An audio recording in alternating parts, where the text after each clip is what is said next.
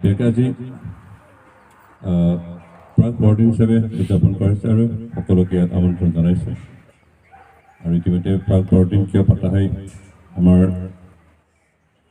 কিছুমানে জানিছে, হয়তো আমাৰ উদ্যোক্তাসকলে ইতিমধ্যে আপোনালোকৰ আগত কৈছে যে আচলতে বৰদিন 25 তাৰিখ ডিচেম্বৰ মাহ 25 তাৰিখে অনুষ্ঠিত কৰা হয়। প্ৰভু যীশুৰ জন্মদিন হয় আৰু এই দিনটো সকলোৱে আনন্দ উৎসৱ হিচাপে পালন কৰা হয়।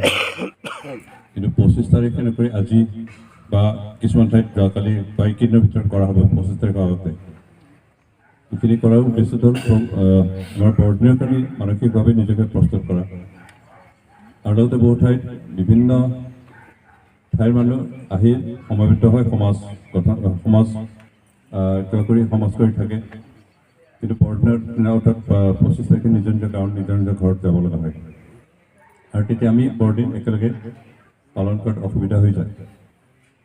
সেইকাৰণে আগতীয়াকৈ আমি যিখিনি একত্ৰিত হৈ আছে সেই মানুহখিনি একেলগে বৰদিনৰ নামত আনন্দ উৎসৱ পালন কৰোঁ, আৰু সেইটোকে আমি বৰদিন হিচাপে খ্ৰীষ্টমাছ হিচাপে পালন কৰা বুলি তেনেকৈ গণ্য কৰি আহিছোঁ আৰু তেনেকৈ পালন কৰি থাকোঁ। যি নহওক, বৰদিন আনন্দৰ উৎসৱ হয়, শান্তিৰ উৎসৱ হয়, কাৰণ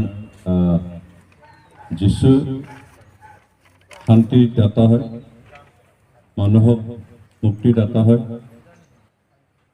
আৰু সেইকাৰণে তেওঁৰ জন্মদিনাখন আমি চবেই আনন্দ উল্লাস কৰোঁ। আৰু খ্ৰীষ্টমাছ বৰ্তমান অকল খ্ৰীষ্টীয় বিশ্বাসীসকলৰ কাৰণে উৎসৱ হৈ থকা নাই। আজি বিশ্বৰ আটাই মানুহখিনিয়ে খ্ৰীষ্টমাছ উৎসৱ পালন কৰে। হয়তো বহুতেই বৰদিন কি বস্তু ভালকৈ নাজানিছিল, তথাপি আহিছে। আমি আশা কৰোঁ ইয়াত উপস্থিত হোৱাৰ জৰিয়তে বৰদিন কি বস্তু হয়তো জানিব আৰু চিন্তা কৰিব। আৰু বৰদিন আমাৰ সকলোৰ কাৰণে যে হয়, যীশু সকলো মানৱ জাতিৰ কাৰণে যে আহিছিল, কষ্ট লাভ কৰিছিল, নিজৰ প্ৰাণ দিছিল, এই কথাখিনি অন্ততঃ আমাৰ আজি যিসকলে ইয়াত উপস্থিত তেওঁলোক জানিব। আৰু আশা কৰোঁ এই জনাই আপোনালোকক জীৱনত বহুতো আশীৰ্বাদ কৰিব। অতিকৈ বিচৰা নাই, এই বৰদিনৰ নামত আপোনালোকক সকলোকে শুভেচ্ছা জনাইছোঁ। এই দিনটোৰ আৰু অহা দিনবিলাকত ঈশ্বৰে আপোনালোক সকলোকে আশীৰ্বাদ কৰক, আপোনালোকক সফলতা দিয়ক, আপোনালোকক শান্তি দিয়ক, আৰু সকলো অপায় অমংগলৰ পৰা আপোনালোকক সুৰক্ষিত কৰি ৰাখক।